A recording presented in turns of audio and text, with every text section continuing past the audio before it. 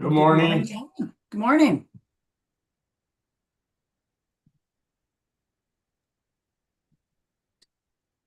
Hi, everyone. Look at that. We're all on time. Thank you, everyone. We'll wait just like a few seconds here.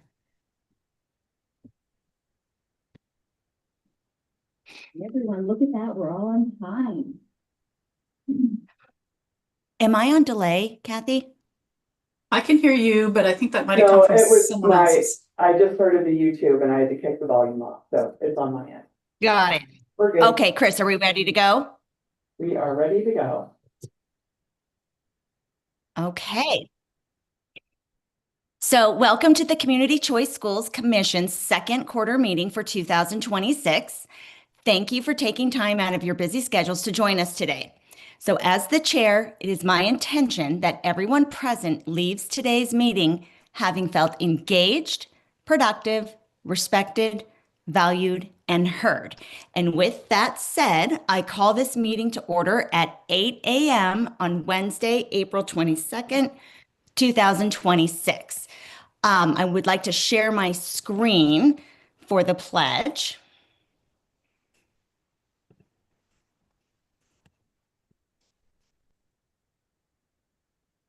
Okay, let's all stand for the pledge.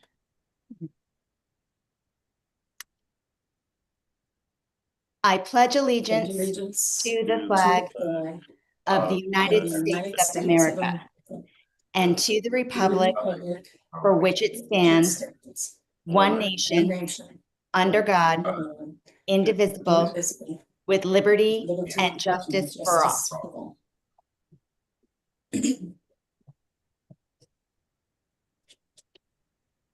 Okay, Kathy, can you please take roll call? Yes, Madam Chair. Chairperson Trish Schreiber. Present. Vice Chair John Rutt. Present. Treasurer Chip Lindenlaub. Present. Mark Huffstetler. Present. Dr. Katie Franklin. Present. Taylor Ramos. Present. And Barbara Forrester Frank. Present. Okay, All all members. present. Thank you. Okay, so the Community Choice Schools Commission encourages the public to participate in the commission discussions and points of action. People attending online should raise their hand when asked for public comment or to ask questions of guests. Anyone wishing to participate in commission discussions or considerations of action will be recognized by the chairperson in keeping with normal board parliamentary procedure. Are there any visitors online who would like to speak before we begin the business of the commission? Madam Chair, there are none. Okay, I'm just going to pull up those participants. All right, looks like it's just us for right now, guys.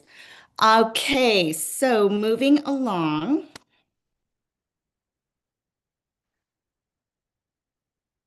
Okay, so for agenda item number 1, I will entertain a motion for the consent agenda containing the minutes from the meeting on February 18th, 2026. I move to approve the minutes from the consent agenda for meeting from February 18th, 2026. And I second.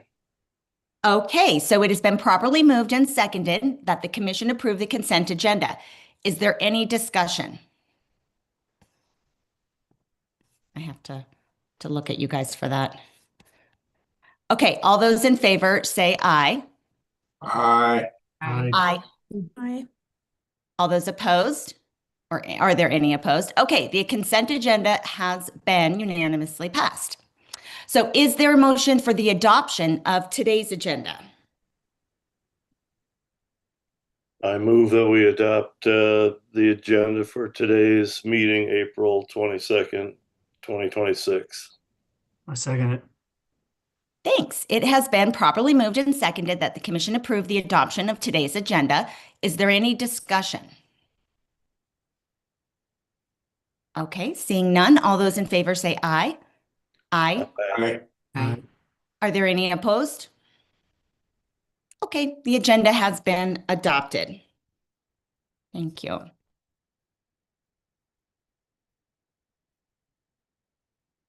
All right, so good morning, everyone, and thank you all for attending. Like our last meeting, we have a lot of business to conduct today, and I just want to thank everyone for taking the time out of your busy lives to contribute to this important work. So as a reminder to the public, the commission encourages public comment while conducting business. So please use your raise hand feature to make a comment after the commission has finished its discussion and before the commission takes a vote. In our last meeting, the chair asked commission members to use the raised hand feature to take standing votes, but as it turned out, this was not a successful endeavor. So the recording of the Zoom meeting did not show the raised hands. So since we're on Zoom again, we're going to just revert back to saying yay and nay, just like we did for the first two action items. So without further ado, as chair, my intention for the day is for everyone to leave today's meeting feeling engaged, heard, productive, valued, and respected. With that, we will advance to agenda item number 3.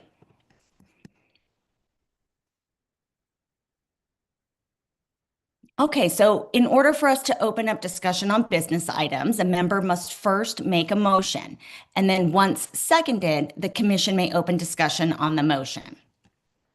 So I move for the commission to direct funds to legal counsel for review of the commission's special education model policy. Is there a second? A second. Great. It's been properly moved and seconded that the commission direct funds to legal counsel for review of the commission's special education model policy. So is there any discussion?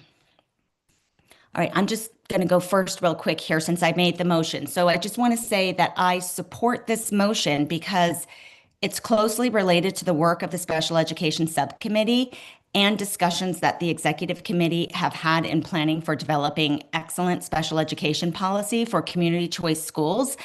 And I would like to turn it over to Kathy to have her offer a little bit more information to elaborate on this. And then we'll ask for further discussion.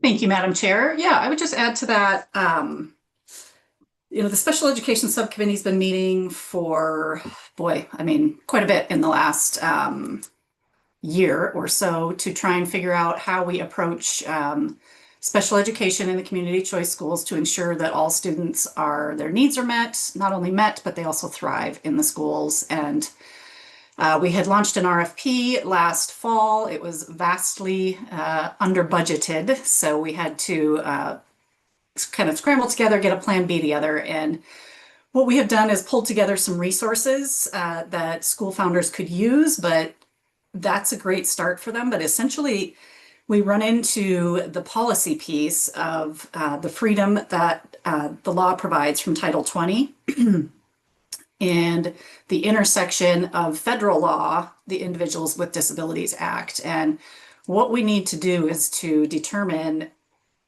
if all of the federal act applies, because it does mention reference to state law in there. So what we're needing is a lawyer to go and kind of cross the state law and the federal law to determine what are the requirements for community choice schools in terms of compliance with the federal IDEA. Thank you. Is there any more discussion?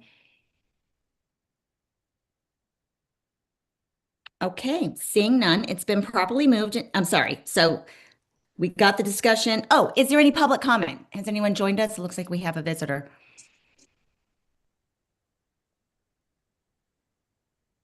No public comment, Madam Chair. Okay, great. So all those in favor of the commission directing funds to legal counsel for review of the commission's special education model policy, please say aye. Aye. Aye. Aye. Are there any opposed? Okay, so the motion passes. Thank you. Okay, I will entertain another motion from the commission. I move that we authorize the authorizing authorizers policy. That's kind of hard to say.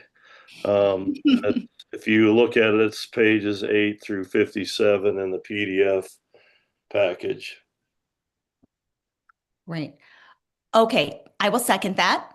So it has been moved and seconded that the commission adopt the authorizing authorizers policy. Is there any discussion or questions about what's in here? Since I made the motion, Madam Chair, may I? Go ahead. Yes, Okay, Chip. I was just gonna say that a lot of work went into it. You can see it's a lengthy section, and for the most part, it's spelled out in the law, and you'll see a lot of references to the actual legislation in the authorizing authorizers policy. But I think it's a pretty good start and a great place to start from. So I recommend we adopt it. Thank you. Is there any other discussion? Madam Chair, I would just add a little bit of context to this if I could. Sure. Thank you. Thank you. Yeah. So this is a kind of a unique function of the law that allows the commission to authorize other authorizers. And those authorizers are local school districts. And the local school district can authorize within their boundaries. So this brings, more authorizers into the picture for possible avenues for schools to become community choice schools. I would say the one thing, you'll see in that process is like the rescission. So similar to schools, if authorizers are not following the intent of the law, they can go through the potential corrective action and closure process. And I would just note that if revocation does happen of another authorizer, a local school district authorizer, the school then could transfer, and it says by mutual agreement in law, to another authorizer. And that other authorizer, because they're limited to the boundaries of their districts, would be the commission. So if another authorizer were to be closed, the school would still have the option of continuing under the commission. Thank you, Kathy. I would also like to add that I support this motion. I think these documents do a really excellent job of taking a complicated process that's even hard to say in a motion and to make it really understandable to just about anyone can read these and feel like the documents are approachable, and I appreciate that. They're very straightforward and easy to read and directly connected to the law. And sometimes people, get overwhelmed or confused when they're reading MCA directly, but these policies really make it approachable. So thank you for the work on that. Is there any other? Yes, Katie. Thank you. Kathy, I just want to, for clarification's sake, when you said the authorizer of the authorizer, so an existing, and I'm looking at page 24 here too. So we're specifically talking about an existing school district. That is correct. Just for clarification's sake. Yes, that is correct. So the local school district is an existing school district. Yes, so it's not the creation of another school district. It would be an existing one. I just wanted clarification for record. Yeah, it's a bit Kathy. to wrap your head around. I know. Yeah. Thank you. Thank you. Okay, is there any public comment? Madam Chair, I don't see any this time. Thank you. Okay, so all those in favor of the commission adopting the authorizing authorizer policy, say aye. Aye. Aye. Aye. Those opposed, say nay. Okay, motion passes. Thank you. All right, you guys, we're moving right along. Is there another motion? I move that we take action on the pre-approved standardized assessments. I move that we adopt the pre-approved standardized assessments. Great. Is there a second? I second the motion.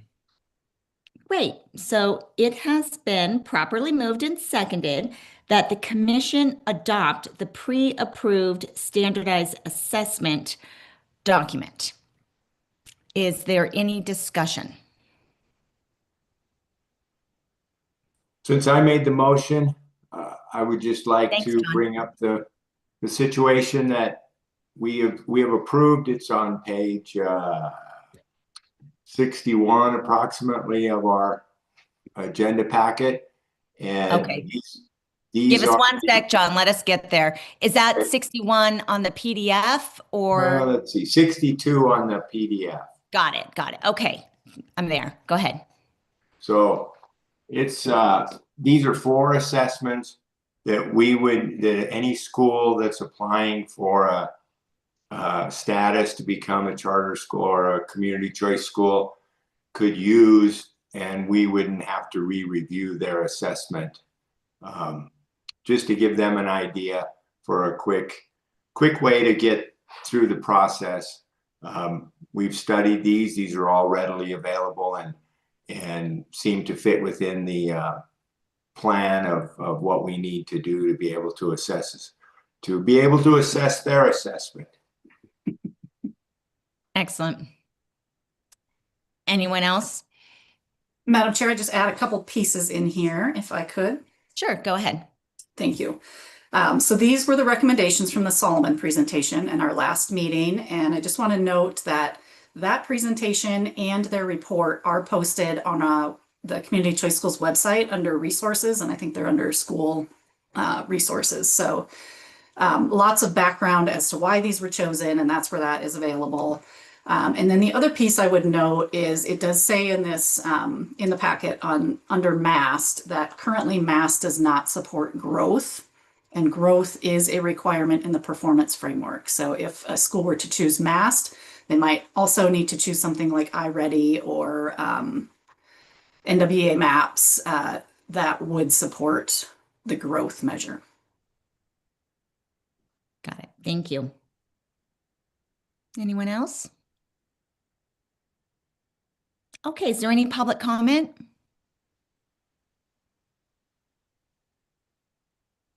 Madam Chair, seeing none. Okay, so the motion that we are looking at is for the commission to adopt the pre-approved standardized assessments. All those in favor say aye. Aye. Aye. Any opposed say nay. Okay, the motion passes. So I'm just gonna let everyone know that all of these documents have come from the work of the policy subcommittee, as well as Kathy's hard work. And of course, we've been working with the National Charter School Institute also.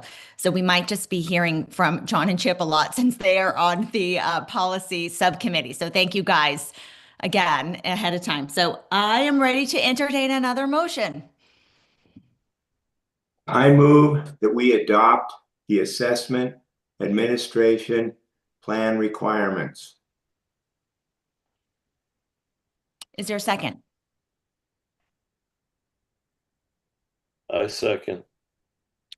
Thank you, Chip. Okay, it has been properly moved and seconded that the commission adopt the assessment administration plan requirements. Is there any discussion? I will point out that it's on page 64 of our agenda packet. And this is more or less how we administrate the assessments from before. We would, as we go in and review. So a lot of time has been spent on discussion of how do we incorporate this into our process. Right. Okay, Kathy, I'd like to ask a question. Could you, and again, this is, just remembering we are in a public meeting, and even though no one's in attendance, we will, hopefully have people watch this afterwards. Could you just address why this is a necessary policy to have? Yes, Madam And- Chair. Kathy, can I just quickly note too, you may have people watching on Zoom, Madam Chair. So you could have Good people point. watching in Thank you. real time on YouTube. My apologies. So that people could be watching on YouTube. Thank you. Good point. Yes.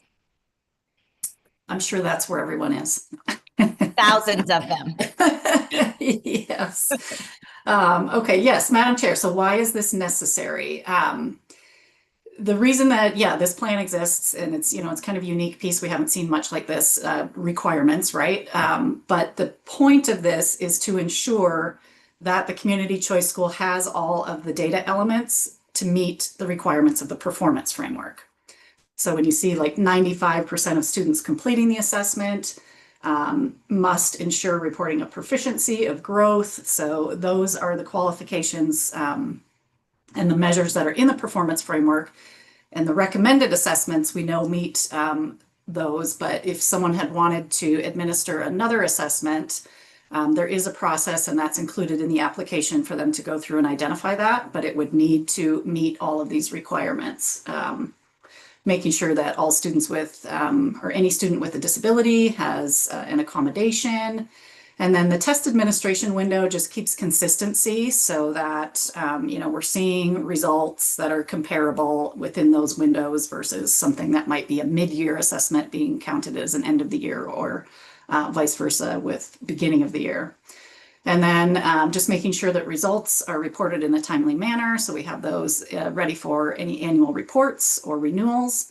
And then finally, the last piece, the data and privacy. This is following OPI guidelines for data privacy. So when we have very small populations of students, if we're looking at pieces of data, as you're getting down into subgroups, maybe it could be possible to identify who the student is by the subgroup identification. So if it's language proficiency or special education, you're looking at some of those subgroups. So the OPI has followed a policy if there are fewer than 5 students, that when the data is reported publicly, so the school can still use that internally, right? But any public reporting, it would just be shown as an asterisk so that it could not potentially identify a student in that community. Okay, great. Any more discussion or questions? Okay, so it has been moved that public comment. Seeing none, Madam Chair. Thank you. Okay, so it has been moved that the commission adopt the assessment administration plan requirements. All those in favor say aye.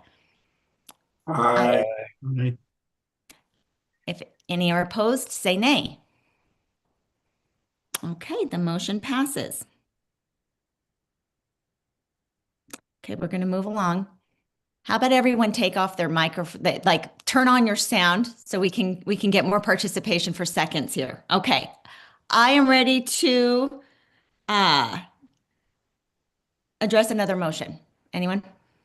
I move that we adopt the proposed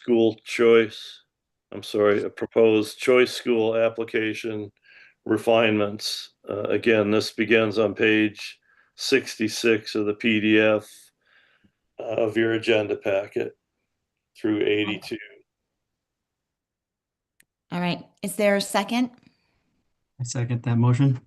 Thank you. It has been properly moved and seconded that the commission adopt the proposed choice school application refinements. Is there any discussion? I actually am going to say something here. So this is a document that we approved last year in its first iteration. And now that we've done more work and built out more policy, Kathy went back to, ensure that it was complete, really matched the law. It was consistent with our core values and all of that. So Kathy, could you do us a favor and just kind of walk us through what additions were made to this? Yes, Madam Chair. Or if anything was taken out. Nothing was taken out. I know that. There are a few additions, and the first you'll see right there after the title page is we added in the commission's core values.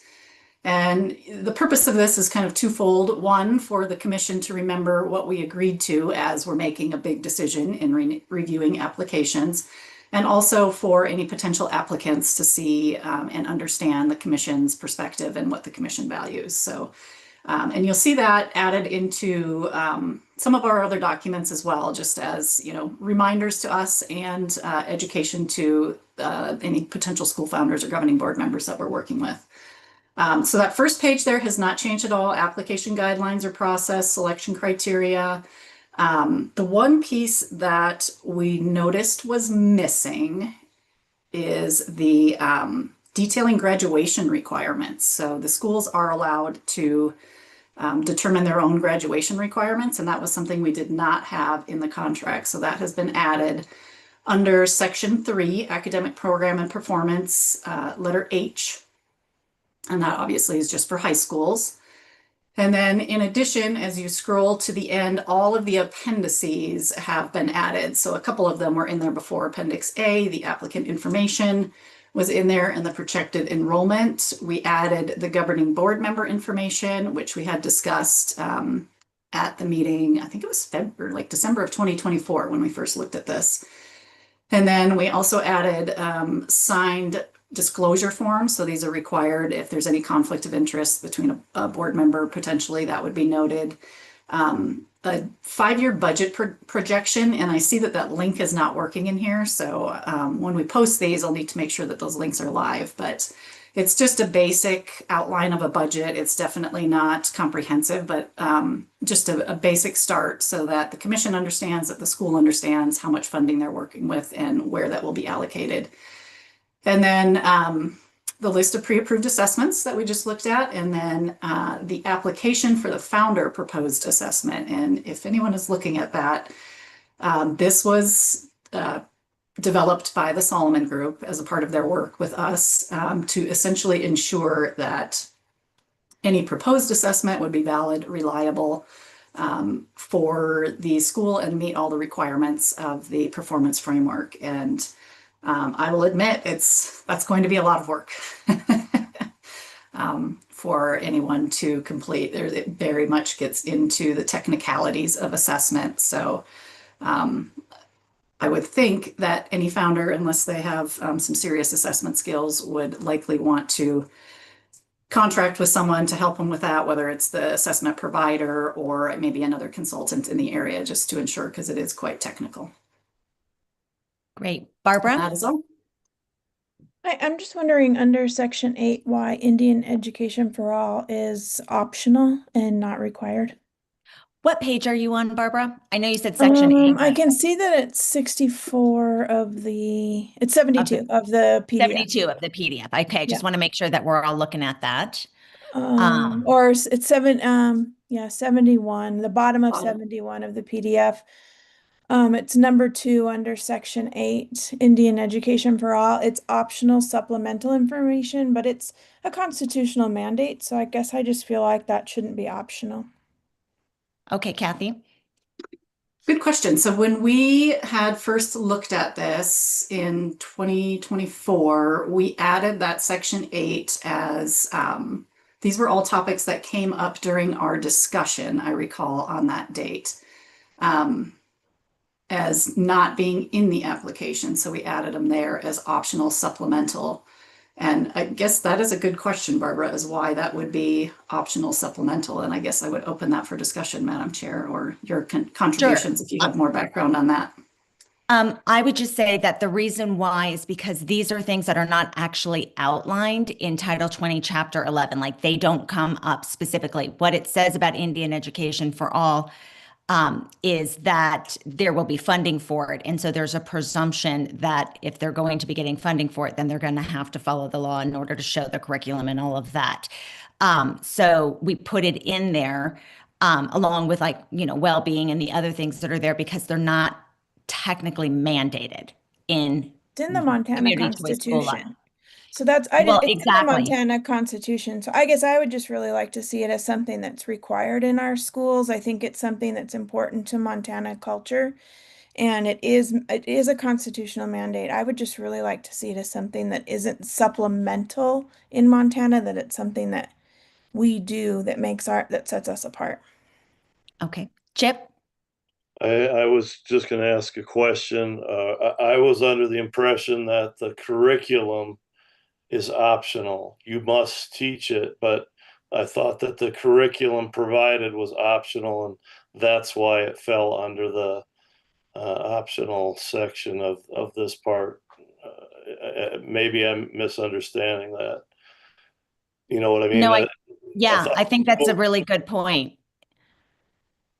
I mean, that helps us wrap our head around it. So to your point, Barbara, you're right that it is in the Constitution, and therefore absolutely the choice schools will be doing this. Plus it's part of their funding formula. So again, that's just kind of doubling down on that this will happen. But what this is asking in this, in this application is that we would like to see it. So, because again, rather than showing it after the fact, like Title 20 is requiring now from the schools, this would be looking at it ahead of time. That's It's how just I that it says understand it's optional. That's all. It's just under the optional section, so a school district or a charter wouldn't be required to provide it. And I would just ask us to reconsider that it be something that is part of their application. I would agree and advocate to move it out of that optional, like section 8, and move it into a different section. So there's no confusion about whether or not this is optional. Does that make sense? It does. And if one of you would like to amend the motion, this would be a good time to do it, and we can have further discussion about this if the amendment passes. So right now, the action that we are considering is, should the commission adopt the proposed choice school application refinements? Kathy? Yes, thank you, Madam Chair. I just wanted to add that, so I'm in the process now of developing the Ready to Open checklist, which is like all of the requirements from the contract, from the application that schools need to submit prior to be giving like permission to open, right? So like granted that they're ready to open. And an Indian Education for All implementation plan is in there. So if I could just clarify what I think Chair Schreiber is saying is that we don't need the full details in the application, but we do need full implementation, or a plan prior to opening, and implementation will be required for the schools. Am I capturing that correct, Madam Chair? Yeah, definitely. So I'm just going to open it up again to see if somebody would like to amend the motion. And don't let the Roberts Rules scare you. It's okay if it's not perfect. I'm asking, I'm wondering about amending the motion, and maybe you can help me. I'd like to see it move to section 3 under the academic program and performance. I'd like to see it be added as one of the letters underneath section 3. Okay, so it has been moved that we amend the motion so that basically it would read that we adopt the proposed choice school application refinements with an edit to move the Indian Education for All from where it is into a required section of the application. Is there a second? I second. Okay, so it's been properly moved and seconded that we consider making this permanent edit to the choice school application. So we've already had a little discussion, but now we can open it up to more. So I'm going to start by saying I do not support this amendment because I think as unelected officials, we need to be careful about implementing something that is against what's actually written in the law, and that it's our duty instead to adhere to what is written in law and to implement policy the best we can in order to ensure that we're doing the right thing for the state. And I think that we have done so by adding it here as a strong, really a suggestion saying, hey, if you have this, we'd like to see it, even at this application process. This is way before we have even approved an application or moved into the contract stage, rather than keeping it where we have it now, which is if you have this ready, we'd like to see it in the application. And if not, well, we're going to see it as we go into the oversight, which is all the other policy that we've already built out. And then that's where it would be shown. Is there any other discussion? And I would just say that it is in Article 10 of the Constitution, and it is also noted in MCA Section 20-1-501, which notes Indian education for all and recognition of American Indian cultural heritage, and the legislative intent that it be included in educational goals to preserve the heritage of our Native American culture and peoples. So I think it's just something that sets Montana apart. It's special that it's in our Constitution. It's special that we recognize it in our education community. We have led the way in Montana as a leader in Indian education for all, and I think it would be great if we led the way in our charter schools as well. Is there any other discussion? Well, I agree with what Barbara's saying about the importance of it being as part of the law. It is part of the law. The law says we will teach Indian education for all. And I think there's confusion, and maybe I'm the one who's confused about Section 8. I mean, certainly you must have a pedagogical approach, right? I'm looking at all the other requirements in Section 8. Your school's going to have that. They're going to have board training. They're going to have post-secondary readiness because that's part of the law also. And community engagement is also part of the law. So my point is, it's just a matter of what information we're asking the applicant to provide the commission or the authorizer in order to open the school. It's not a question of whether or not they're going to teach Indian education for all. They are going to, and they must. That's not up for debate. So that's where maybe I'm confused on. It's just what optional supplemental information are we asking them to provide when they apply to us? And if I'm wrong on that, someone please set me straight. Well, as chair, I just want to say that I don't think there is a right or a wrong here. I think it's a matter of opinion of how, comfortable you are with the law and the policy that we are developing. So having a difference of opinion is okay, and that's good. That's why there's 7 of us. And so I appreciate this discussion. Kathy.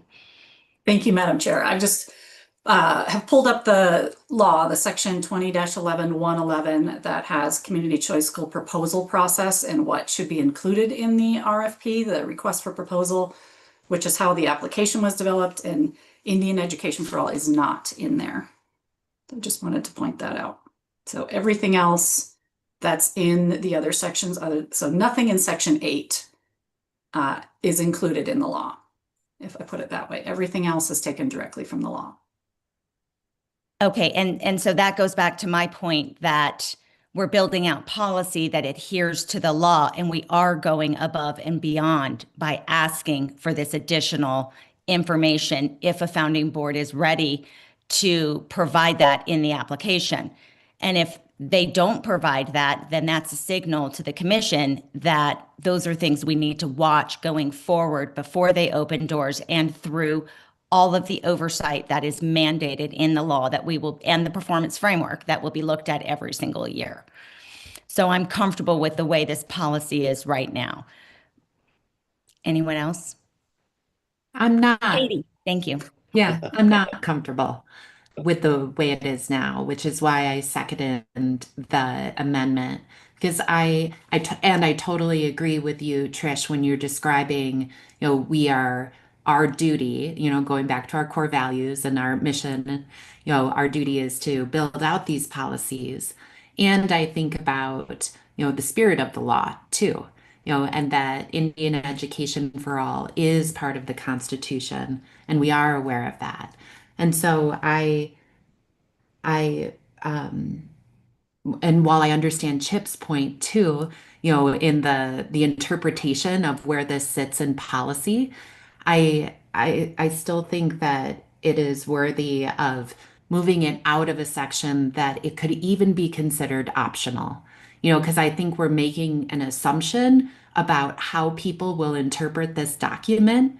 We're saying like, oh, they know they have to do this. And like, Kathy was saying, like, this actually is like they do have to do this on the checklist. I just want it to be really clear.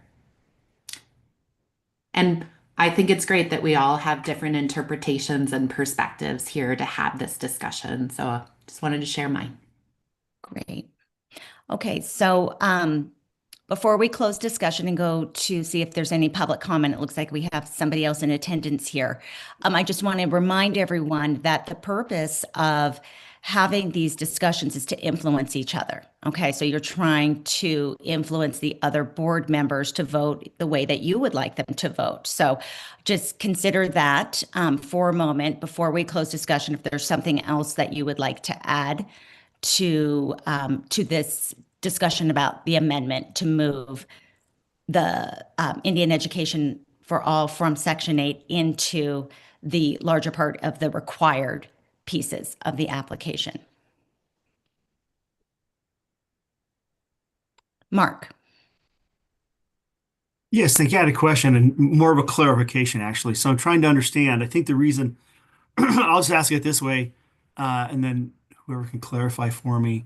I'm trying to understand why it was put into that section. So it was put into that section because of the application itself and the timing of the application and where that application sits in the process. Is that why, we're not looking for like 100% total complete? We're looking for in that part of the process specifics for the application so that we can assess and move forward. Who can clarify that for me? I can answer that. That is exactly right. So when we take in these applications, there are going to be parts that are missing. There will be applicants who do not have facilities. Okay. There will be applicants who do not yet have buses or may choose not to, or they're still considering whether or not they're going to do transportation. There will be a lot of missing parts, and that's going to be part of our job as authorizers is to decide, is this applicant, first of all, providing sufficient and ideally going above and beyond what's required in the application, but are they ready to go into a contract in which they'll be making a promise to their community and to the commission and to the state that they will fill in all the blanks in that period of time between the contract and opening doors. And I just want to remind everyone that that would likely be 1 year, and that's what it says in the contract, but that there's an option in there for people who have signed the contract to take an additional year if they need to, in order to make sure that that school is ready to protect and teach and love those kids. So that's all already in there. Barbara. I think and for me, it's about communicating what's important to Montana and what's important to the people of Montana. And it's clearly important to the people of Montana if it's in our Constitution. And if extracurricular activities are important to us, that they're in Section 3 and they're required, that that's part of the plan, the completed part of the plan, then I please ask that that Indian Education for All is also just as important as extracurricular activities. Or that extracurricular activities is supplemental and doesn't have to be complete. I just feel like Indian Ed for All is in our Constitution. It is important to Montana. It's been important to our legislature. It's been important to people. And I ask that it be just as important as all of those other areas in Section 3. Excellent. Anyone else? Okay, before we take a vote, I just want to add one more piece to why I'm against this amendment, and that's that I feel that what Barbara and Katie have brought up is really important and valid and is in fact consistent with our core values. But I also think that we should not be going outside of what's in the law, and that this is a perfect example of a suggestion that we should be making to an interim education committee, to the legislature, to change that law and to make it more explicit. We amended our law last session, and I like this. This is us digging into it and informing the legislature of something that we see that should be changed and it should be solidified and it should be part of the required parts. So I would suggest that voting no against this amendment, but that going forward in commission work, we put this on the agenda to decide if that's something that we would like to do as a commission to make a recommendation to the legislature. Chip. I just wanted to add, I agree with what Barbara said. You know, I'm not in any way minimizing the importance of Indian education for all, or of implying it's not as important as all the other things in the section. For me, it's just a matter of complying with the law. That's all. And I think Chair Schreiber's right. She has a great suggestion. Maybe the thing to do is go back and amend the law. Thank you. Is there any public comment?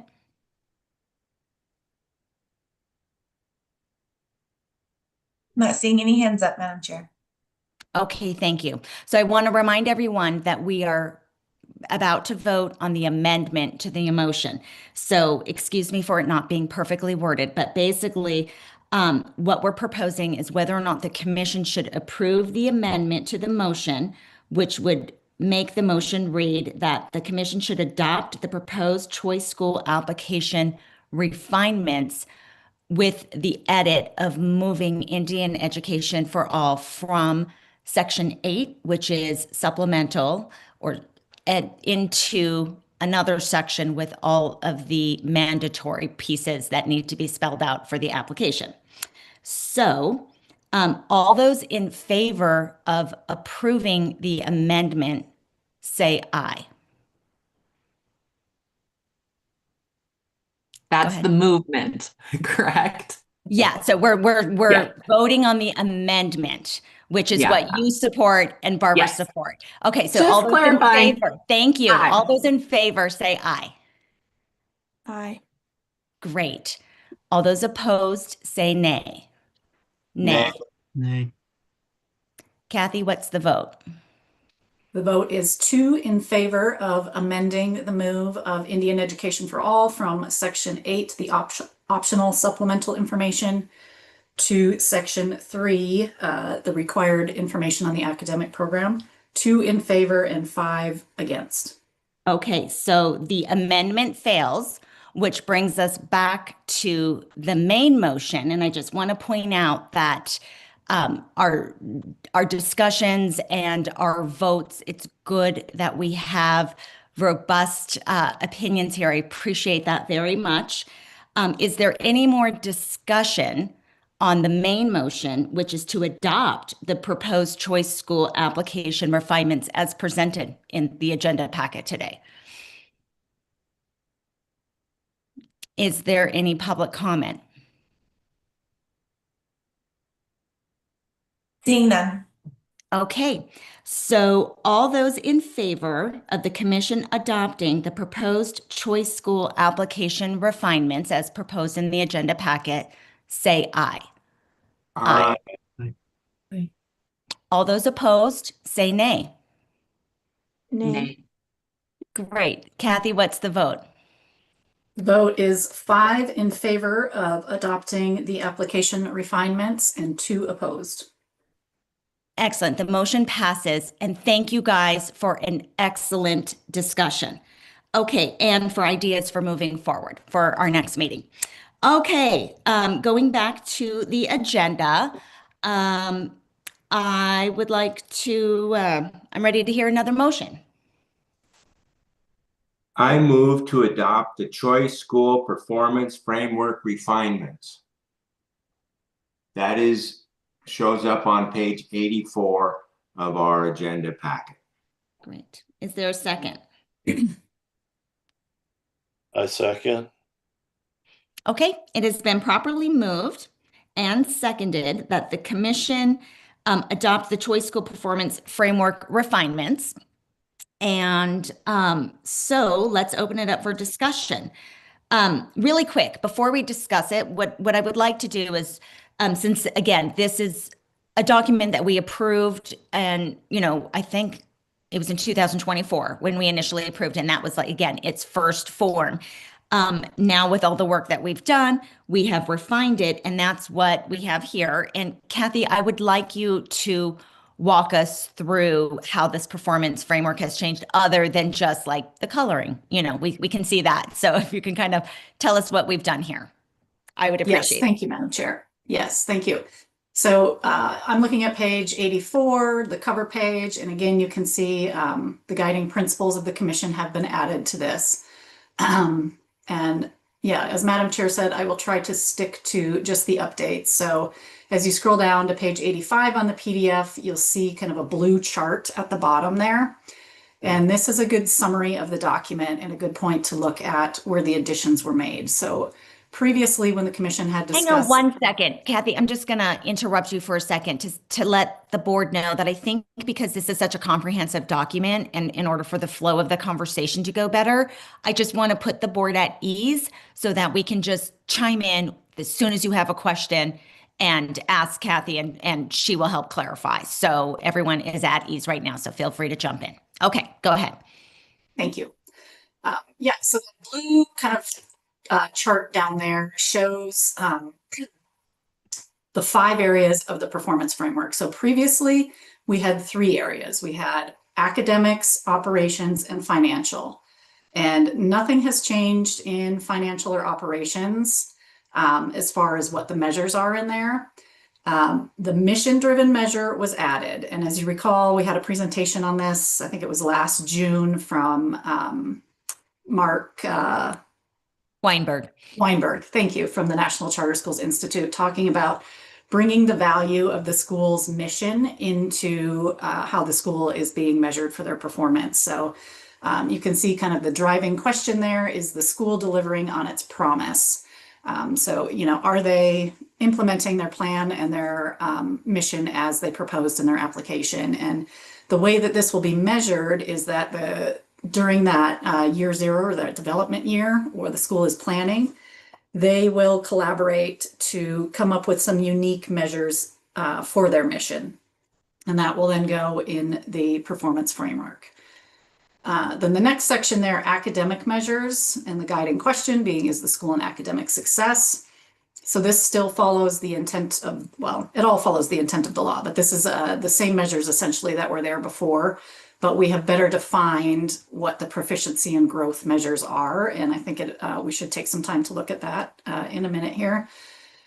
And then we did add in assessment participation. So that was not there before. And that is the 95% requirement for schools, just to be sure that they're assessing all of their students and just not their top performing students, but making sure that all students are assessed. And, you do have exceptions for students with special needs if their IEP, their individual education plan, exempts them from assessments. That would be permitted in that and not a part of the 95%.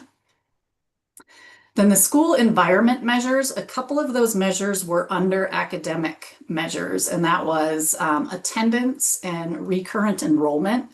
So those were moved into school environment measures, with the guiding question there being, is the school a safe and welcoming environment conducive to learning? And then we also added in staff retention and school community engagement. So those being measures of a positive school community, and staff retention is very important, to student achievement and making sure that we have continuity over time. And then the community engagement pieces, basically making sure that all voices are heard, and we can look specifically at those measures. But then the last 2, operational, is the school an effective and viable organization, and financial is the school fiscally sound. And as I said, like the financial didn't change one bit at all. The operational measures, the governance section, they were all just meets or does not meet. And it was like, 5 to 7 items in there. And we decided that should be split up so that each of those items could be looked at individually. And if you want to scroll to page 87 in the packet, the proficiency rubric for literacy and mathematics. So these measures here have been updated entirely, and this was from the work of the Solomon Group. I think the measures that we had in there before were basically placeholders, and they didn't quite make statistical sense. So these now are based on knowledge of percentiles of students, and where they basically where they're above the standard and where they're below. And the next piece in this document is a report from the Solomon Group that really breaks out how those, I guess the statistical relevance of how those measures were determined. But percentile rank is kind of, if you're above 65%, or if you're at the 65th percentile rank, you are performing better than 65% of your peers, and so on in there. So this gives us a much more realistic picture of how proficiency is measured. And then if you scroll to the next page there, page 88 in the packet, the growth rubric, and this can get a little hard to wrap your head around.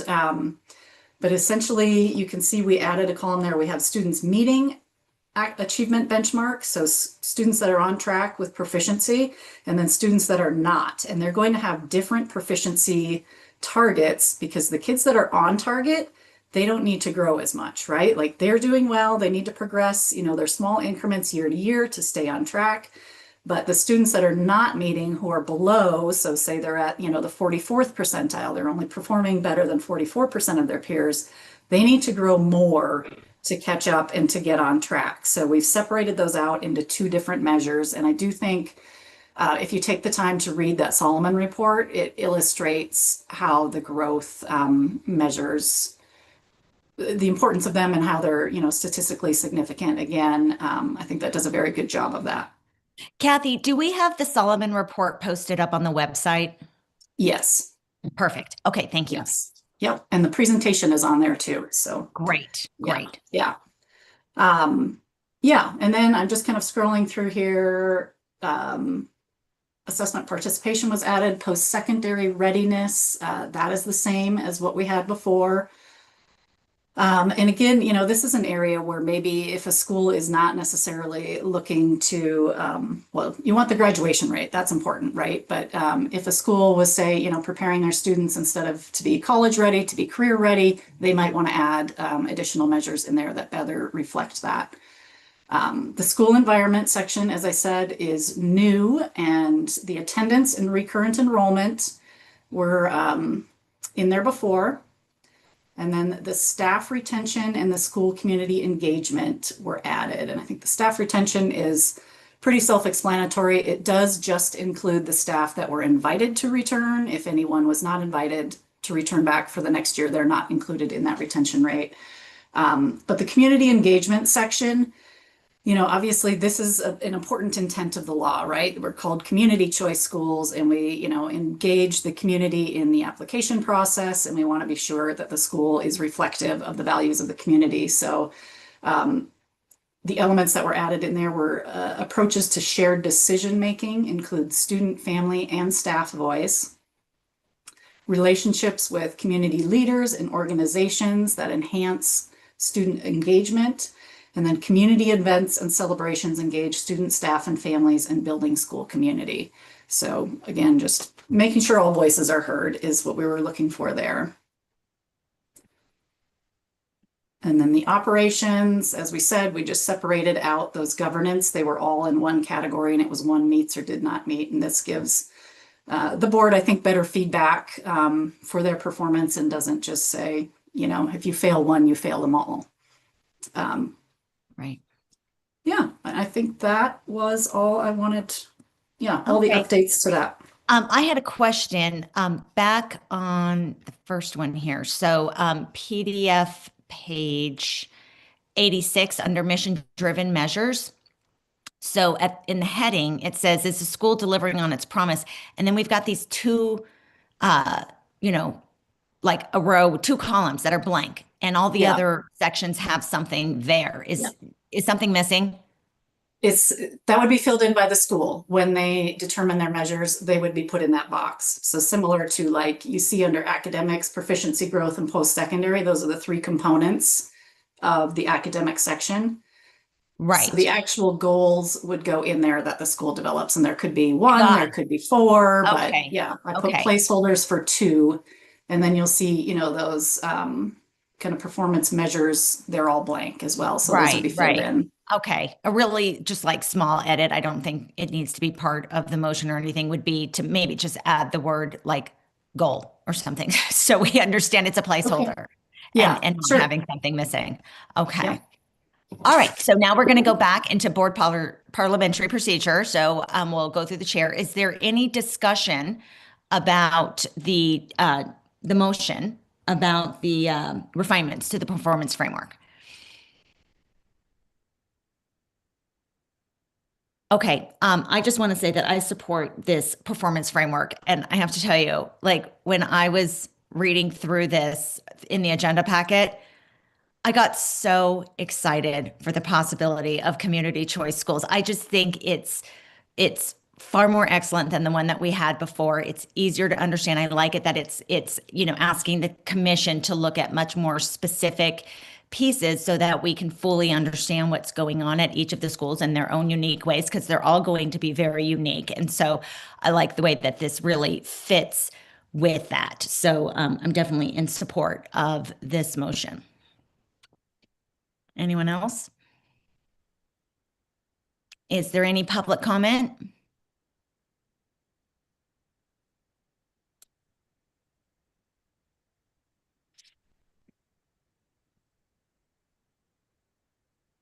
We good, McCall? Okay. Yep, Madam Chair, no hands up. Okay. All right. So let's take our vote then. So all those in favor of the commission adopting the Choice School Performance Framework refinements, say aye. Aye. If any are opposed, say nay. Okay, the motion passes. Thank you.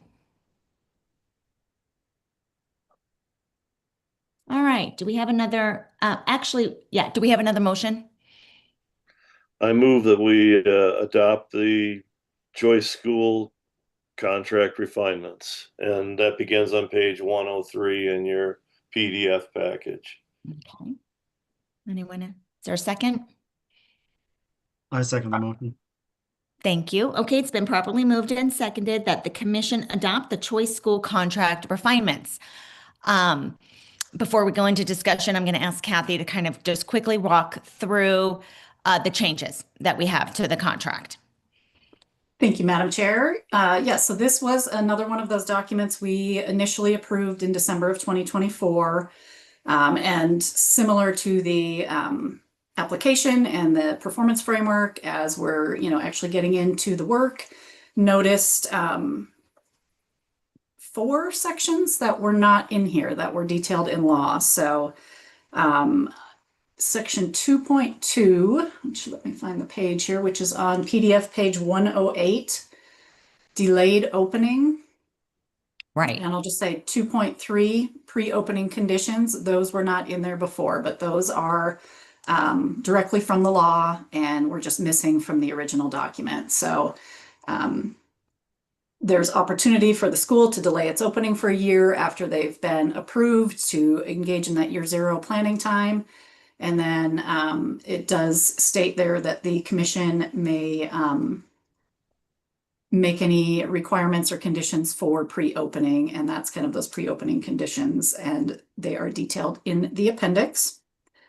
And then also missing was section 7.4, special education, which is on page 114 of the PDF. Nope, 113 of the PDF.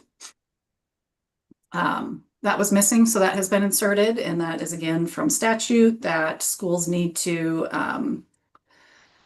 provide for special education for the students under the Individuals with Disabilities in Education Act, 504 of the Rehabilitation Act, and Title II of American Disabilities Act. And Kathy, you said that was 7 point what? 7.4 on page 113. Oh, I see. I totally missed that heading. Okay, got it. Thank you. Yep. And then the last piece there, 7.5 on that same page, performance framework and collaborative goal setting. This was noted in our work with the Solomon Group and getting back into the law that there is opportunity for the commission and the school, and we've got a policy on this, I think comes next, to collaborate on their baseline data to set their achievement measures in the performance framework. And that kind of details the process there. So those were the additions. Okay, great. Is there any discussion? Okay, is there any public comment? Okay. I'm not seeing any hands up, Madam Chair. Thank you. Okay, we'll take the vote. So, in the question 2, should the commission adopt the choice school contract refinements? All those in favor say aye. Aye. I, If any are opposed, say nay. Okay, the motion passes. And okay, the chair will entertain another motion. I move to adopt the collaborative goal setting policy. It's on page 124 of our agenda packet. Great. Is there a second? I second. Okay, it has been properly moved and seconded that the commission adopt the collaborative goal setting policy. Kathy, why don't you give us an overview? We'll start with that and then we'll do discussion. Thank you, Madam Chair. Yeah, so this was, as you get deep into the law, as you're putting together all these policies, we just kind of kept coming back to this section and saying, this might be a little different than what we had outlined previously in the performance framework. So lots of discussion with the policy subcommittee and the executive committee and our partners at the National Charter Schools Institute to really make sure that we were pulling out the intent of this law, or these 2 sections of the law. And essentially what is offered here is more voice for the schools in developing their performance measures. So under 2011-117-3A, it is outlining 2 opportunities for the schools to update their performance framework. So as we looked at the performance framework, that mission section that asks schools to put together their own goals and how we should measure the implementation of their mission and ensure that they're on track and delivering on what they promised in their application. And then for schools that have, very unique instructional models, that they also would have an opportunity to propose replacing some standard measures in the performance framework that better capture their intended outcomes. So that policy details how that process would work. And then the second part here is the collaborative goal setting process. So this allows baseline data to be collected in the school's first year of operations. And then that baseline data to basically be ramped out over the 5 years of the contract so that every year the school is making incremental progress to the performance framework measure. So that 5-year renewal performance framework for the growth and the proficiency is the same for all schools, but the annual measures are different for each school that will ramp them up to meeting that 5-year measure, if that makes sense. And happy to answer any questions on that. Great. Is there any discussion? How about public comment? Madam Chair, I see Chip has his hand up before we. Oh, missed that. Chip. And Madam Chair, if I may, I just wanted to point out in the year 0 pre-operating year deliverables, we do have April 1st. It does say Indian Education for All implementation plan. I know it's maybe if that's any comfort to the rest of the commission. So I thought it was worth noting. Perfect. Thank you. Okay. Anyone else? Okay. So the motion we are considering is, should the commission adopt the collaborative goal setting policy? All those in favor say aye. Aye. Aye. If any are opposed, say nay. Okay, the motion passes. Okay, and all right. So I want to entertain another motion. I think I'm going to go ahead and make this motion myself. So it's the last item here under on the agenda, item number 3. So I move that the commission adopt the background check policy as presented in the agenda packet. Is there a second? I second it. Okay, it has been moved and seconded that the commission adopt the background check policy. Okay, is there any discussion here? Kathy, do you want to maybe walk us through this a little bit? Yes, thank you, Madam Chair. So I think it was last September, the commission had reviewed a background check policy, and at that time we had applied with the Department of Justice to be a provider of background checks, but we had not yet been approved. We were recently approved, which is fantastic, and they provided a lot of resources in how to develop the policy, which was very helpful. So essentially we received a template and, kind of just went through and picked which items were most appropriate to our situation. So that is what you're seeing here in the Community Choice Schools Commission criminal background check policy and the directions for applicants. And yeah, so this has been initially reviewed by the Department of Justice. Once we prove it here, we'll submit it back to them for final approval. But this is in alignment with all of their requirements and our purpose for conducting background checks. I would say of, top importance of this is making sure that the results of these background checks are kept secure. So when you see review of the background check, there's a point of contact, and the commission director will serve as that point of contact. And then if any adverse results are present in the background check, that would go then, you fill out what's called a determination form that says you're eligible or you're not eligible. And essentially that goes to the chair to determine that individual is not eligible. For the commission's purpose, the commission would be just reviewing the background checks of applicants. So schools will have their own system once they are approved to conduct background checks, but we're just looking at the background checks of anyone that's mentioned in the application. So that could be founding governing board members, it could be a school founder, it could be maybe some teachers or other staff are on site. And I will note, I'll just say that this needs to be in front of the commission before the application, because as you'll see in the policy, if anyone on the application does not pass the background check, that application would not be considered by the commission. So it is of the recommendation to anyone applying to the commission, and we'll note this in our pre-application policy, and it will also be posted on the website clearly with directions that the background checks need to come to the commission before the application is due. Thank you. I think I captured everything there. Yep. Katie.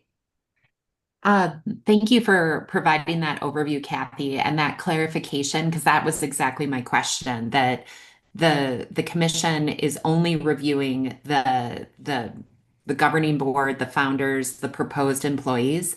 And I understand that. And I'm wondering is if this is the place to put into policy that we also, or where would we put into policy, and perhaps this is a question from McCall as well, of how the actual schools intend to do this with their employees. Because like we've been talking about, they may not have facilities. They don't know who their teachers are yet or who they're contracting with. However, I think it would be wise for us to put in somewhere that they have a plan for what that is going to be. Does that make sense? Yeah, Yes. it does. Kathy, I'll let you Yes, respond. thank you, Madam Chair and Member Franklin. So this will be a part of the year prior to opening, the year zero checklist as well, or the ready to open checklist for year zero. And yeah, basically what we need to do is provide the schools with directions for the same thing we just went through, how we apply to the Department of Justice to become a background check provider, and they'll have to go through the same steps that we went through. So that is a part of the current, it's on the list anyway, in the current development of the year zero program. And then basically the commission just needs to know at that point that, everyone has been approved and that they have no one on staff that has not been approved. And that all goes back to the, what is the act? The Child Protection Act. So every one of, just clarification, so every one of the approved charter schools would then have to be working with McCall's office as well. So they're not determining whether or not the background check qualifies or not. So that's a joint decision that happens with the state to be in compliance with that act. I would just clarify there, the Board of Public Education wouldn't have anything to do with that. It would be the school applying with the Department of Justice. And the Okay. Department of Justice outlines that. So we have McCall and the BPE mentioned in our policy as the entity, but they would be their own entity. So either the school founder, most likely would be like the entity head, and they might appoint a point of contact like whomever is in charge of operations or human resources. So those would be their two reviewers of the background check in determining. And that's I'm gonna add similar to that. to what district schools currently are doing. Right. And Chip, I'm going to call on you in a sec, but I just want to add to that, that we haven't looked at the year zero stuff yet because this particular meeting is kind of closing up the work from the last grant period that we had. And Kathy is now moving forward. Going forward, she's going to be working on that year zero. So starting in September, our next meeting, we're going to start bringing those policies to the commission. And so that's where you're gonna see some of this.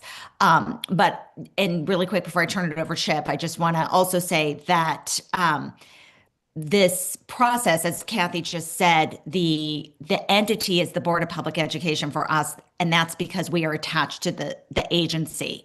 And that if a choice school were to be approved and go into contract in that year zero, they would have to do their own application to the Department of Justice and then do their own training because there's training that goes along with this. And also, the last part is the reason why we're looking at this today is because Kathy cannot complete that application process until the commission approves this policy that Kathy developed with the Department of Justice. Chip. Madam Chair, you said basically what I was going to say was that why we were looking at it now, and the second part of it that we discussed in the year zero process was that we realized this needed to be upfront, excuse me, towards the beginning of the work that the school did because there's a delay in getting established to be able to do the background checks, as you heard. And we as a commission or the sub policy committee felt that we wanted that before their application would be accepted. Therefore, this had to all be done, as Kathy said, prior to the application coming in. So effectively, we knew that all the founding board members and the potential employees, as Katie said, were already approved before we approved the application. Great. Is there any more discussion? How about any public comment? Seeing none. Okay, so the motion we are voting on is should the commission adopt the background check policy? All those in favor, say aye. Aye. Aye. Those opposed, say nay. Okay, the motion passes. Thank you. Just before we move into item 4, I want to kind of backtrack and look at, so Kathy referenced this when we were talking about the performance framework, but we don't need to pass it or anything. It's not, it was the piece of paper that was provided to us by Solomon. So this is on page 100 and 101 of the agenda packet. Oh, hang on one sec. I went to the wrong document here. And so I just want to make sure we point this out to everyone that this is here and it is well worth your time to read through it because it's the kind of thing that can take a while to wrap your head around. But as commission members, when we're entering the oversight process of authorizing, this is something that we're going to have to be really familiar with. So I'm just pointing that out for the public and for the commission members that, you know, this is good stuff to know. So like read it frequently and ask questions when you have them. And if we have more questions from this for Solomon, we can always reach out to them, you know, to get more information, to have an additional presentation for the commission, whatever you guys think is appropriate. Kathy, do you want to add to that? Thank you, Madam Chair. I'm just wondering if we should post that on the website as well, when we have the final performance framework up there as a resource. I think we should. Yeah, Okay. like as a separate thing so people can see it and find it very easily without fishing through, because it's not part of the performance framework, but it was just kind of like put in the agenda packet there. Okay, that would be great. Okay, so moving right along, you guys, we're making good time. So let's go to item 4, where we're going to have some reports. And the first one is our treasurer report. So that's you, Chip. Thank you, Madam Chair. If you look at page 133 of your agenda packet, that's the PDF. Actually, I might have lied to you. 134, it looks like it comes up on mine of the PDF package. You'll see the budget. And this is as of February 18th, 2025. If you look at the top category there, commission unspecified, you'll see the balance on the right-hand side, 19,887.75. I'm sorry, I got a frog in my throat. That's actually Kathy and the BPE, with her work with the BPE, discovered a slight discrepancy. So that's actually $308 more. And it was from a travel expense that came out of the wrong budget. So that number is $20,196.20. If you move to the second line, the Bradley Foundation grant, the second blue line, I should say, down there, you see we received the $300,000 grant, and that $308 should have come out of that amount. So if you reduce that 203, 340, 347 by 308.45, you get $203,035.02. So that's just a minor thing, and I'll explain this. And basically, when the BPE and the commission reports our expenditures to the state, they group them, as you can see, into main categories or subcategories. Again, not really, I'd call it categories. They take the individual expenditures and group them into bigger categories. And for example, legal expenses comes into under the other services category. So when we do that, it doesn't always translate exactly. And Kathy's been working very diligently to reconcile this so we can determine line by line, you know, that we're doing a good job of reporting what is actually being spent. So thank you, Kathy, for all that work. I know how much time you've put into it. Anyway, then if you continue down the next blue line, you see this was a $300,000 grant split over basically a year and a half, not quite. And then the final bottom line is our new grant, which is $200,000 from the Bradley Foundation. The point of all this is we had a little money in the initial $300,000 grant. We knew that we needed to spend a lot of money on our special education legal services. So when this all washes out, the accounting isn't quite in yet, but there'll be about $31,000 in a retainer that will go from that $300,000 grant to the Greg Overstreet, and he has someone assist him, which we'll hear about with special ed, I'm sure. It's for legal services. Does anybody have any questions? Does that make sense?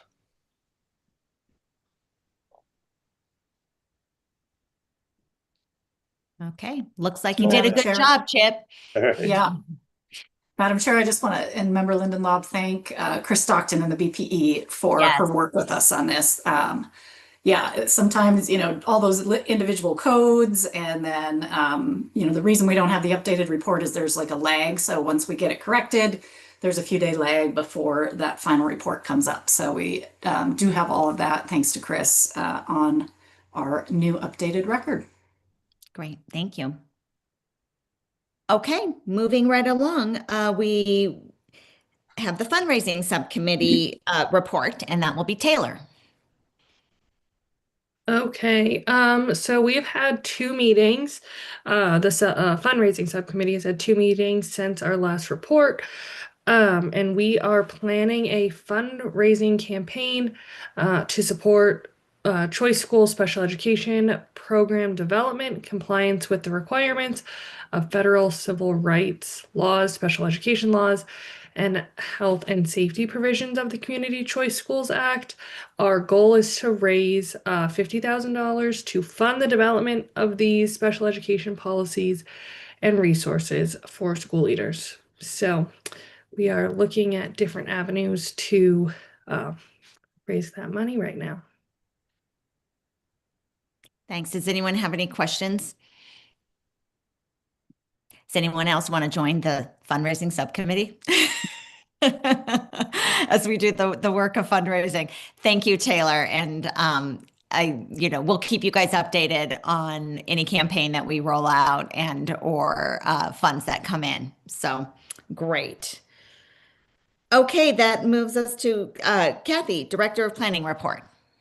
Thank you, Madam Chair. Yeah, so just update you on progress with our policies, kind of the work that I've been undergoing, a little bit of public relations and some other administrative progress that we've made. So with the approval of the authorizing authorizers policies, we are completely have all of the sections of the law. We have policy for everything, which is a huge accomplishment. So I want to thank all of you. Yay!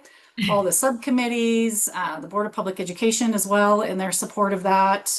That's a really exciting place to be. Potentially, if we were given full access to the law, we would be ready to open application cycles. So that is great accomplishment.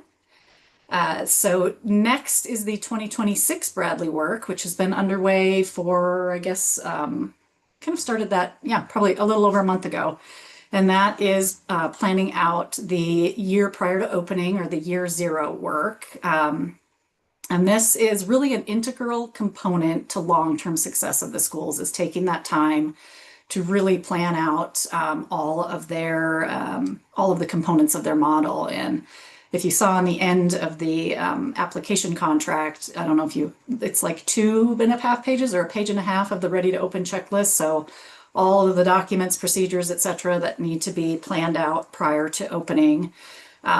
So yeah, we're working on all of that. The goals of this program are to ensure that each choice school is prepared to offer a quality education program provided in a safe environment to students and in alignment with its mission and contractual goals. So in order to do that, we're providing resources to the schools to help them build out that model as outlined in the application and contract. And it's all driven by that ready to open checklist. So you saw some of those items at the end of the contract, but we're really like ramping out this ready to open checklist as a working document that the schools can use to see, here's all the items that need to be done. Here's a time frame to get them done. And then kind of the requirements and all of those things would get uploaded into Epicenter. And then the schools are supported, through, I would say, workshop modules. We can't tell them exactly what to do, but we can bring them resources to say, here's some things that would be helpful in your development of these different pieces of the ready to open checklist. And all of those items are from the contract and from the application. And they're very much aligned to the performance framework. So we've divided that work up into 3 phases. And the first page is just developing those key milestones. So that ready to open checklist and like the essential items that need to be complete prior to opening. And I believe I will have drafts of all of that together by the end of the week. So we're on track for that work. The policy subcommittee and the executive subcommittee has been providing a lot of feedback and just kind of second look and perspective on all of this, which has been very helpful. As you know, when we're implementing law, it's much more cut and dry, and this is really like developing a program. So having many voices and lots of eyes on it is very helpful. The National Institute has also been helpful in providing resources. But then once we kind of get those initial documents underway, we'll start working on like an initial orientation session, which would, you know, take founders kind of through the contract, through just the whole process of authorizing and how the commission and the schools interact, et cetera. And then the final piece is actually designing the modules in alignment with the performance framework and making sure that all of those resources are present. So that will be a lot of work coming. Yeah, a lot of feedback and eyes on those will be excellent. So that is where we stand with upcoming work. Just a little update on public relations. So I did present to the Interim Education Committee and the Interim Education Budget Committee last month, and I brought to them our values, our annual report template, and our contract cycle. And that was the first time we presented to that group. So they are interested in continuing to hear from us in the future, especially the budget committee, as we do have any potential revisions to the law. So something to consider for the future. And then I also presented to the Board of Public Education at their March meeting and talked about the documents we had approved at our last meeting for the early indicators of distress and the corrective action. And then finally, just an administrative note. So the commission has been approved and registered with SAM.gov. So that's the System for Award Management. And this is the federal grants system for awards. So federal grants. So for example, when the commission is ready to apply for the charter school program grant, this is the system that we'll go through to apply for that grant. And then all the management and everything comes through it. So we're set up for that. And I want to thank the BPE staff. There was a lot of document collection and information that needed to be pulled together for that. So thank you to McCall and Chris for your help with that. And that's all I have. Great. Does anyone have any questions? Okay, so moving right along, we are at the point of the meeting where we're going to have McCall give us just a little talk about the work of the Board of Public Education and her work with them. Thanks, Madam Chair. We are on page 137. I was asked today to talk a little bit about the board's annual agenda calendar and how we set our calendar, what items or topics really shine through at different times throughout the year, and how this all informs our legislative work. So the Board of Public Ed really develops its annual agenda calendar through our structured collaborative process. We really design it to ensure that the board meets our statutory responsibilities, really helps us maintain our oversight of the education system and our responsibilities. It helps us respond to any emergency priorities throughout the year and our administrative rule responsibilities as well. The calendar also really serves as an operational roadmap for the board. It really helps us sort of stay on track. It may seem really like a small, maybe administrative sort of process, but it's actually really important for us, and it's a good process for us to go through. So the calendar is really built around statutory and required actions. Like I said, many of the agenda items are scheduled because of state or administrative rules that require the board to take action at specific times throughout the year. These items form the foundation of the calendar and ensure compliance with legal responsibilities.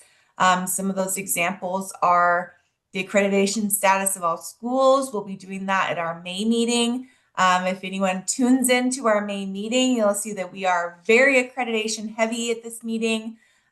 We'll talk a lot about teacher licensure and educator preparation program approvals. We do that throughout the year at any different time.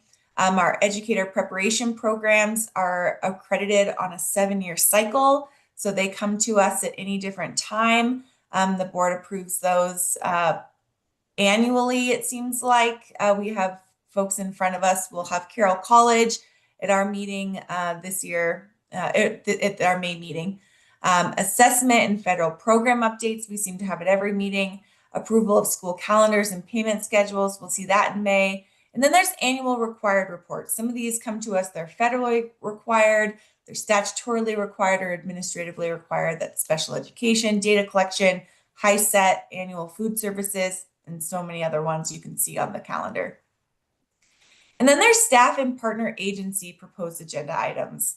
The calendar is really developed collaborative with our key education partners, most notably the Montana Office of Public Instruction. Lots of the items on here come to us from OPI, but then also there's partners like the Office of the Commissioner of Higher Education, or OCHE. You'll also see items come to us from the legislature. They like to add the Board of Public Ed as an approval agency, and so we'll have lots of items on our agenda that are required there. Each year, staff can identify required reports or actions.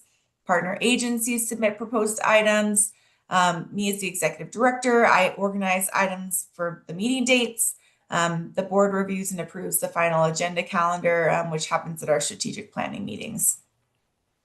In your calendar document, proposed items from the OPI are clearly identified in italics and scheduled across meetings throughout the year. These items are often reoccurring and really important areas of interest for the board. Typically, and you can see them in there, but typically reoccurring agenda categories include accreditation, assessment, federal program updates, content standards revisions. And then we also receive at almost every meeting advisory council updates, and then program approval and policy actions. The standing agenda items are incredibly important to the board. They provide consistency and allow the board to monitor those major education functions all throughout the year, whether they're standing items or just under the Superintendent of Public Instruction's item. Then the calendar really reflects the board's regular meeting schedule cycle. I also want to note that every year, no matter how organized we are, we always end up having special meetings. And so I'm just going to speak to our regular cycle, if that's what you see here, but inevitably we always end up having special meetings as well. But the board typically meets 6 times a year in different communities across Montana. This is just obviously from our agenda cycle this year, but if you look on our website, you can go back and see other communities we've met in. But each meeting has sort of a predictable structure that really helps us ensure continuity and oversight. In January, the board typically meets in Helena. You never know what weather's going to do in January, so we try to just keep it in Helena and make, keep that predictability. In March, although the weather is a little bit unpredictable at that time, we do typically try to travel to a public school across Montana. We've actually been starting to use this meeting as a meeting to visit one of our new public charter schools as a formal site visit. We do a site visit to each of our new schools at least once in the first year. And so this has been a new fun activity for us. This year in March, we went to Ronan, which is one of our new charter schools.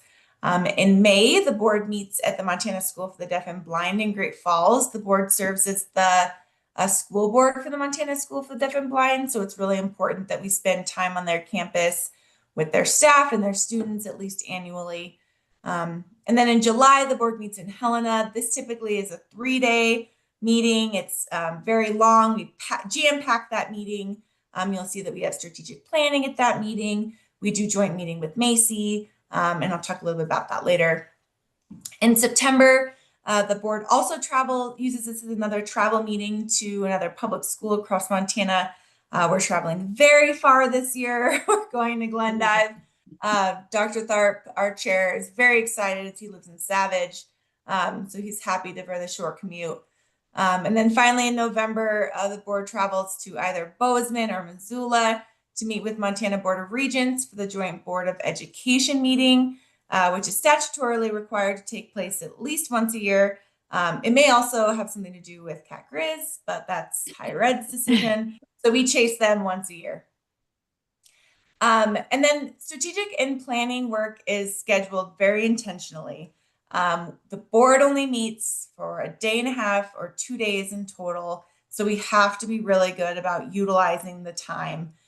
So in addition to all those required reports, the board is deliberately scheduling time for long-term planning and our governance responsibilities. You see in that calendar that, we have strategic planning sessions, we have board officer elections, we have the performance evaluations for the executive director and superintendent of Montana School for the Deaf and Blind. We have tribal consultation and joint meetings with Montana Advisory Council on Indian Education, which is MACI that I'd mentioned. And then we have a lot of policy development discussions. The July meeting, like I mentioned in the agenda calendar, specifically includes that strategic planning session and tribal consultation, demonstrating how our governance and relationship building work is really important to the board. We've actually just recently built that into our schedule. And it's been a really great process for the board to have a longer standing meeting with MACI and to start to really bring our two boards together and have more informed and deliberate conversations with them around tribal consultation and just Indian Ed for All in general. And then the calendar is revised and adjusted throughout the year. So I want to note that although the annual agenda calendar is approved in advance, it is not static. So the board maintains flexibility to respond to new priorities, legislative changes, or urgent issues at any given time. Adjustments may occur, at a drop of a hat, you never know. New legislation requires board action, federal timelines change. For example, we've been waiting for a presentation on the Youth Risk Behavioral Survey. Typically, we get that presentation in November.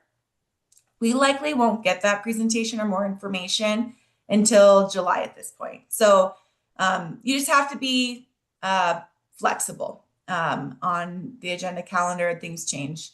Emergencies or emerging education issues arise. Like I said, we have special meetings. It just is what it is.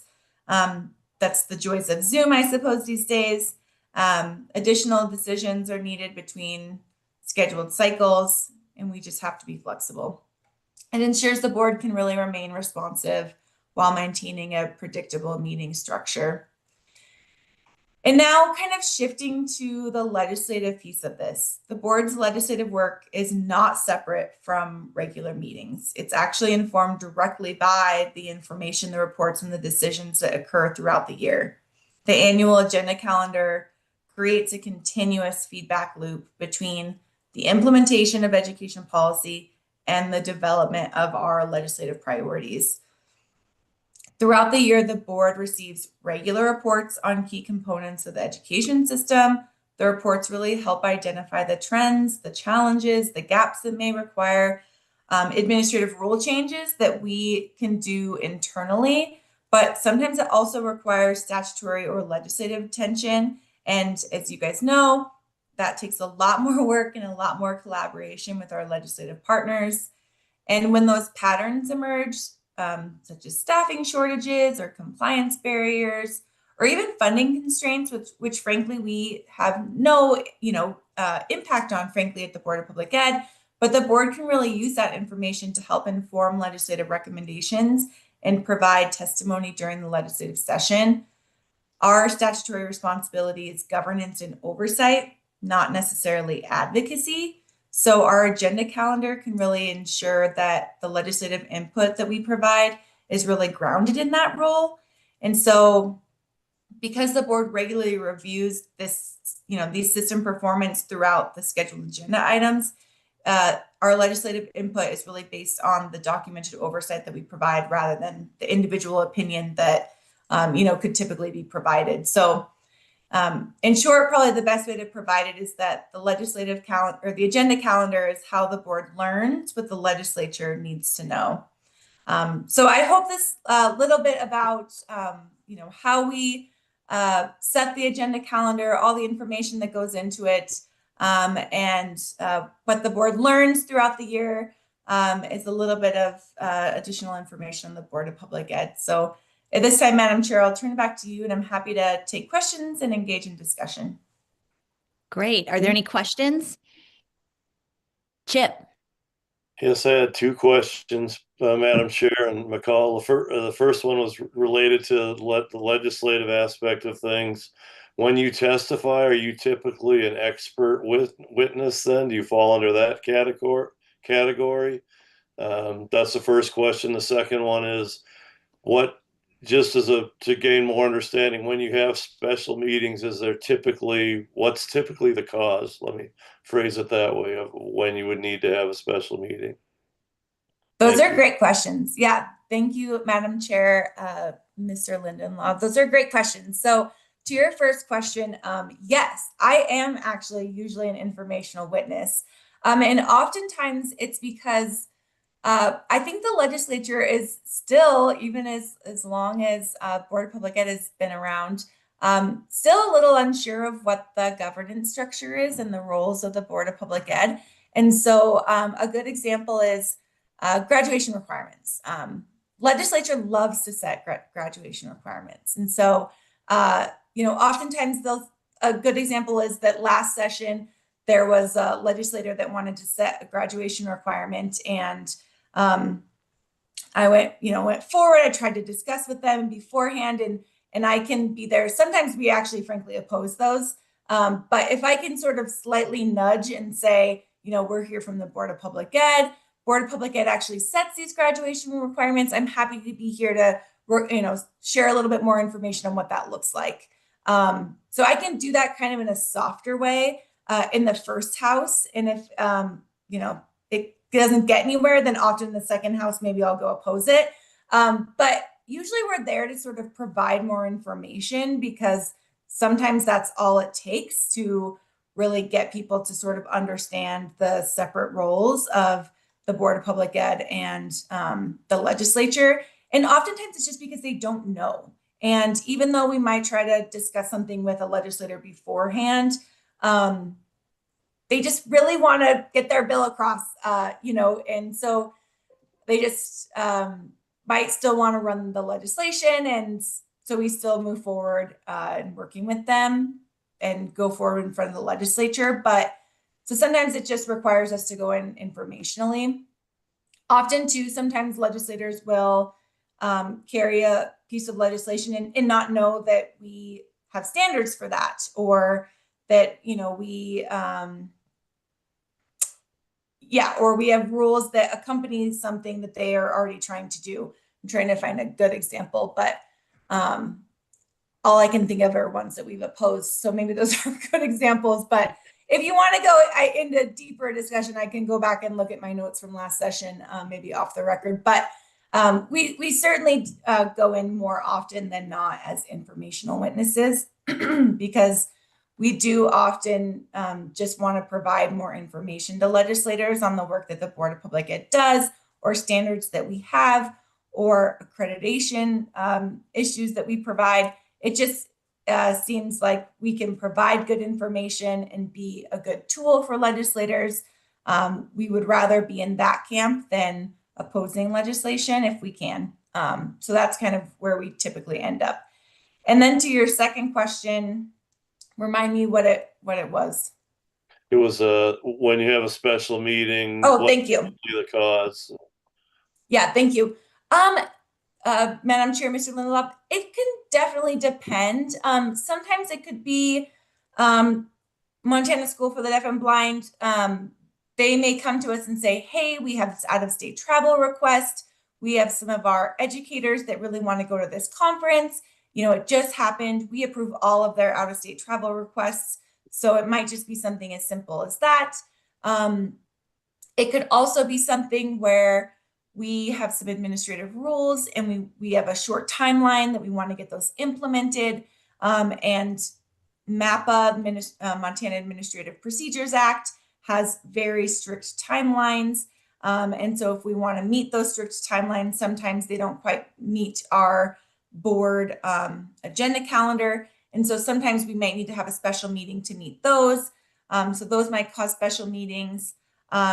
We always have a special meeting to do the interviews for our public charter schools, because those take a long time and we want to give those due diligence. And so there are just things that we typically have a special meeting for and accommodate if needed. Thank you.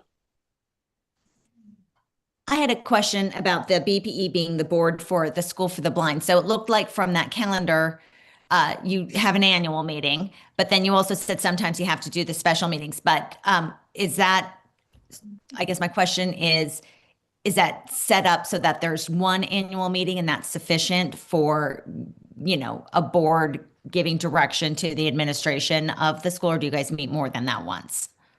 Yeah, thanks, Madam Chair. The School for the Deaf and Blind actually provides an update to the Board of Public Ed at every board meeting. So they're on our agenda at every meeting.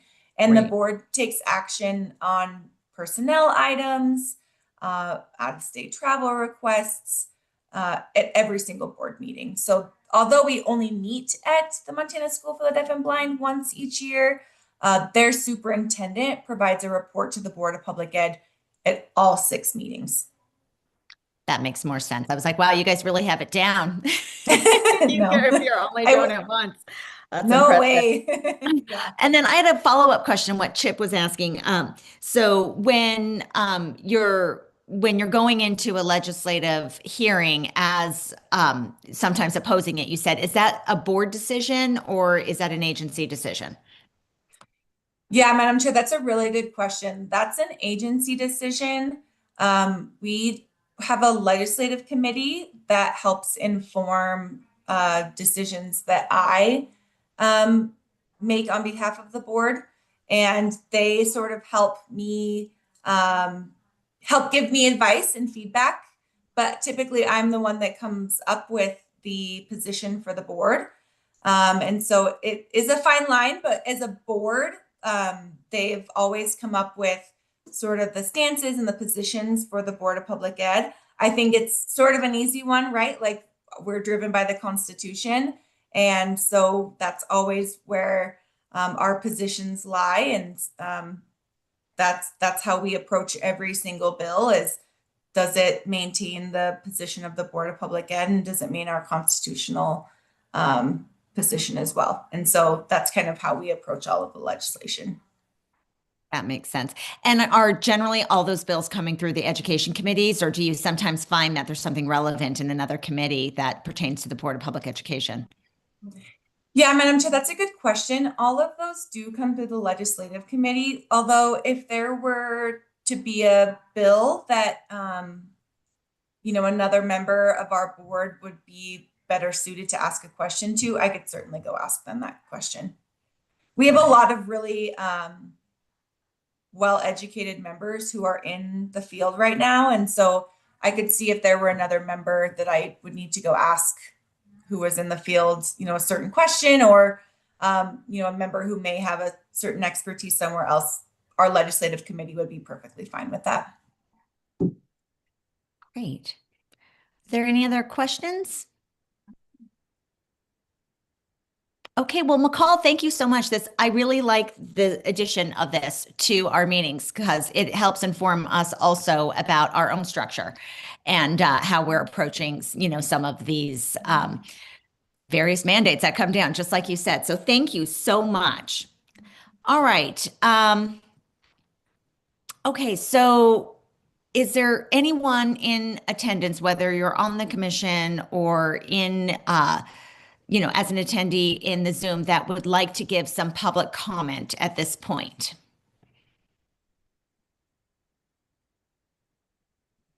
I'm not seeing any hands up. Okay. Kathy, will you confirm when our next meeting is planned for? Or the remaining meetings for the year, what we have? I know we all have it in our calendars, but just to for the public.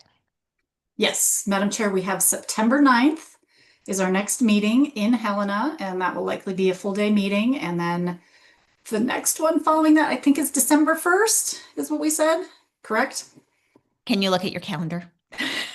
I'm asking you to do it rather than, or whoever comes up with it first. Let's get it on the record. I believe it is December 1st, but I will double check. Yes, it is. Thank you, McCall. Perfect. Okay, great. All righty. So, okay, I would like to thank everyone for their participation in the meeting today and all the commission members for their service to the state and for their commitment to improving public school options in Montana. Shortly, you will receive an email from Kathy requesting an evaluation for today's meeting. And yeah, just everyone have a wonderful spring and summer, and we will reconvene in the fall for our third quarter meeting. And the meeting is adjourned. Thanks. Thank you. Thank you.